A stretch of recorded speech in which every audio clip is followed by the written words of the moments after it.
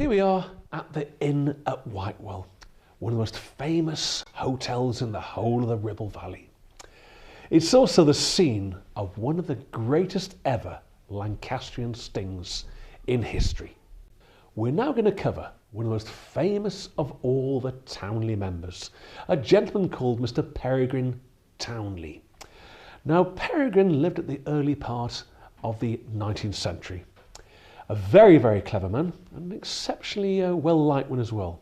There's nothing he liked more than talking to locals, and he got on very, very well with the people of Burnley. In fact, he used to like going hunting with them and poaching. And of course, these poachers would teach him how to poach properly. Now, he heard about some land coming up for sale, not too far behind me, in the village of Dunsop Bridge. The land auction was going to take place here at the Inn at Whitewell, and he thought, if I go to the auction, they're going to deliberately recognise me, but also deliberately put the price up. So therefore, he concocted a most amazing plan. That plan was not to shave for 6 weeks, not to change his clothes for 6 weeks, and on the day of the auction, he set off from Burnley, looking very like a tramp. He ripped the sleeves out of his suit, ripped the knees open, and really did look like a gentleman of the road. He arrived here at the inn in driving rain, looking very bedraggled, and knocked on the back door. The manager opened the door and saw this tramp in front of him. "Have you some soup for an old man? I'm starving, I'm really hungry." Well, the manager felt sorry, and he gave Peregrin a large bowl of soup. Peregrin looked up and saw a lot of people gathering in this very room. "What are all these people doing here then?" shouted Peregrin. There's an auction taking place at 1 o'clock today, a land auction. They expect a gentleman from Burnley called Mr. Peregrin Townley to buy the whole of the Dunsop Bridge estate." "Oh, do they? Could I just watch then?" The manager said, "Well, you can watch, but stand at the back of the room and don't say a word."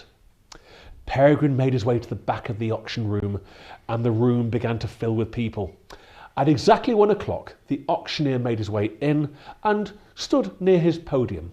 "Right, ladies and gentlemen, it's exactly 1 o'clock. I can only presume that Mr. Townley of Townley Hall is not interested in today's sales, so let's start the bidding for the land at Dunsop Bridge." The old tramp at the back of the room shouted, "I'll give you £5, mister!" The room erupted in laughter for 2 reasons. First of all, £5 would not have bought the Dunsop Bridge estate. And secondly, an old tramp wouldn't even have 2 pennies on him, never mind £5. The auctioneer made a very stupid and critical mistake. With tears spilling down his cheeks with laughter, he brought the gavel down. "Sold to the old man at the back of the room for £5! All of a sudden, there was a stunned silence as the old tramp made his way to the podium and produced £5. "Who are you? Who are you?" shouted the auctioneer. "Peregrin Townley, Townley Hall, Burnley, thank you." So, he bought the whole of the Dunsop Bridge estate by land auction here at the Inn at Whitewell. It was a legal sale. The gavel had been brought down.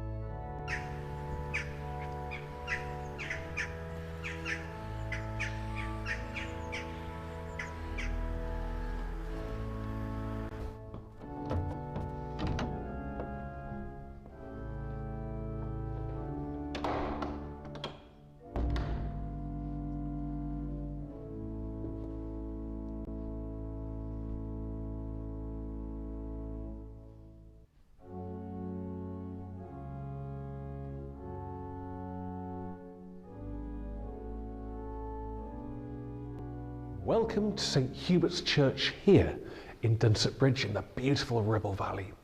We've just left the inn at Whitewell, where we heard the story of Peregrin and how he obtained the land here at Dunsett Bridge. We're now going to cover another story regarding Dunsett Bridge and a beautiful horse. Now, of course, here we are inside St Hubert's, and if you look at the ceiling here, you'll see there emblazed in the roof here the gorgeous 1861 Epsom Derby winner, Kettledrum. Peregrin had a son called John, and John was given a present in the form of a horse called Royal Butterfly. Royal Butterfly apparently gave birth to this beautiful little colt, and as the colt was being born, the stable boys said, "Oh, sir, you've got a lovely horse here, sir. His back's firm, his head's fine. Sir, you've got a gorgeous horse. I reckon it could be a racehorse."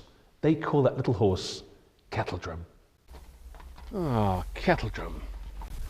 I think it's about time we entered you for a race. Now then, Kettledrum, if you do well in these trials, we're going to enter you for the 1861 Epsom Derby. Keep going, Kettledrum. 42, 43, 44. Outstanding. Well, the turf accountants argued amongst themselves. Who's this horse? Never heard of him before. He's got no form. Also, he doesn't look very well. Now, what Peregrin had done, he put hot water on the poor creature's back so Kettledrum was actually steaming.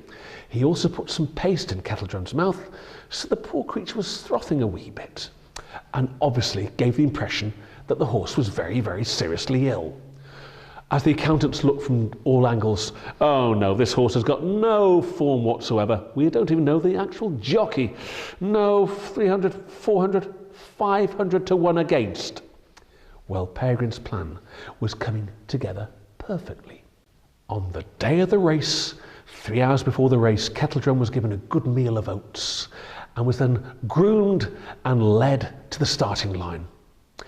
The sun shone brightly that day, and the crowds gathered, and they were off. At first, Kettledrum wasn't doing very, very well and was competing against some of the finest racehorses in Great Britain, one of them being called Royal Dundee, who was indeed the favourite.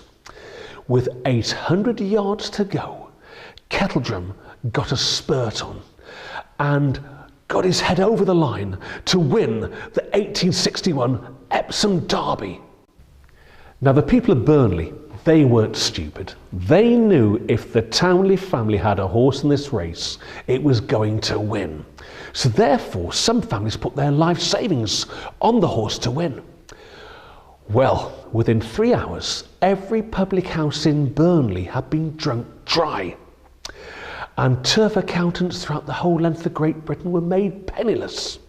The Towneys, of course, being ardent Catholics, their winnings that day were over £18,000. But being good Catholics, they gave half their winnings to the Vatican. In fact, it's said the Pope did in fact put £10 on Kettledrum to win the race. With the remainder of those winnings, the Towneley family had this beautiful, beautiful church built here at Dunsett Bridge, known simply as St Hubert's Church. I'm sure you'll agree the Towneley family made a huge impact on the history of Burnley and indeed the history of Lancashire. They were outstanding, and I consider it a great honour to be a member of that famous family.